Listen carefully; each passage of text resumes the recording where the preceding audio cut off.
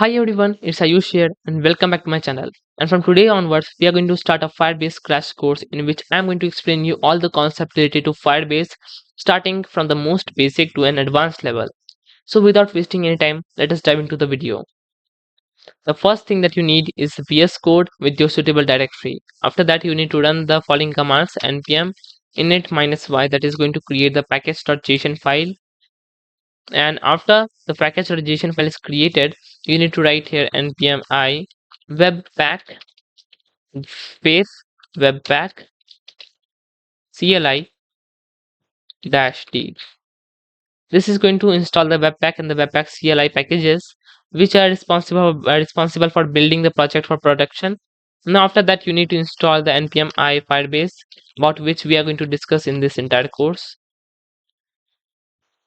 So it will take some time to install Firebase in your case because it's a very large module.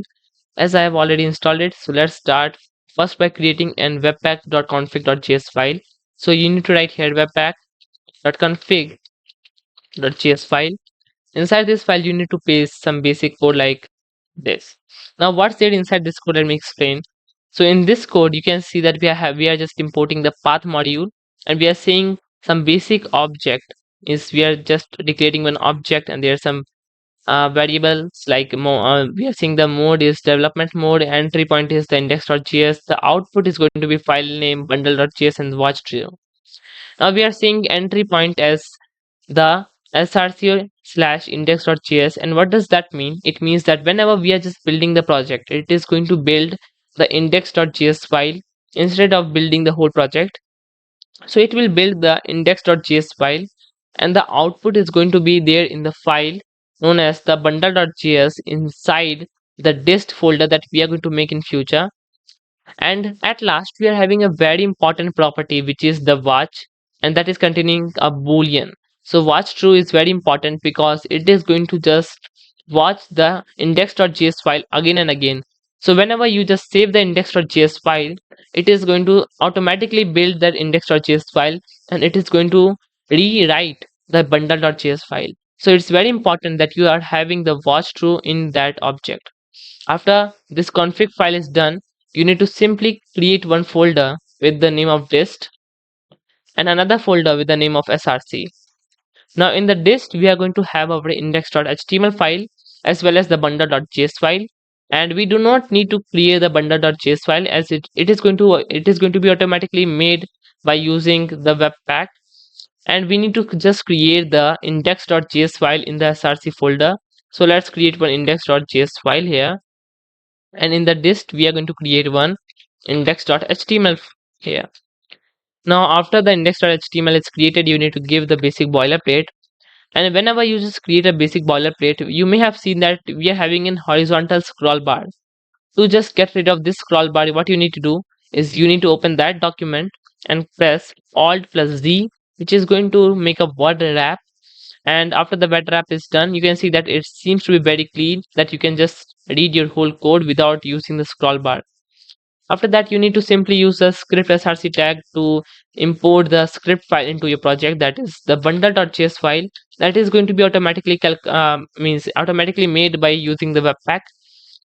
And now comes the index.js file. So for now, let us say here console.log hello world to check is it working or not. Let's save this. So you can see that we are having a very basic program of console.log hello world, which is going to log out the hello world message in the console. But we are not connecting the index.js file, we are connecting the bundle.js file. Let me explain where is the bundle.js file. You need to simply create one more terminal, and at this point, what you need to do, you need to write here npm run build. And you may have noticed that there is a kind of issue, or you can say an error is going to come, which is going to say missing script build. So to fix this, you need to go to the package.json file, and at this package.json, in which you are going to see that we are having the keywords.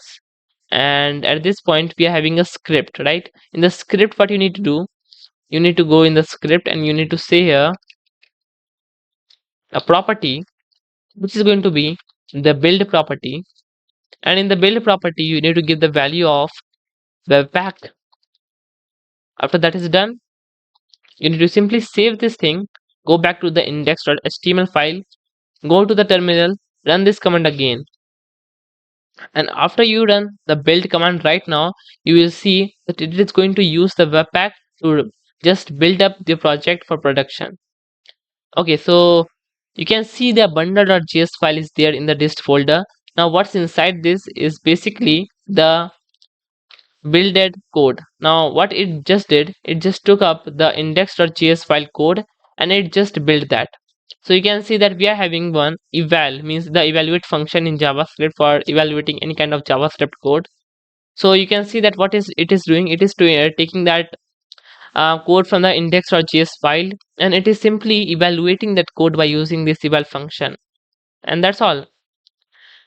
After that's done, now what now? Are we able to just run up this website? So what you need to do, simply click on this go live to run that project. Now as you can see that here's the index.html file, and if you go to the console you will see that we are having the hello world in the console, and there it is, hello world. So what we just did in today's video, we just created a webpack.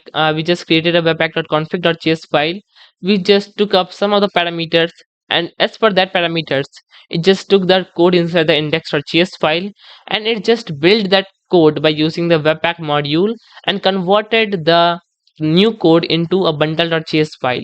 After that, we just connected that bundle.js file present in our dist folder to the index.html file for creating this application. So I hope you have just understood that how we can just use the webpack to just build up the projects, build up the application for production. So yeah, that's all for today's video. Meet in the next video. Till then, see you.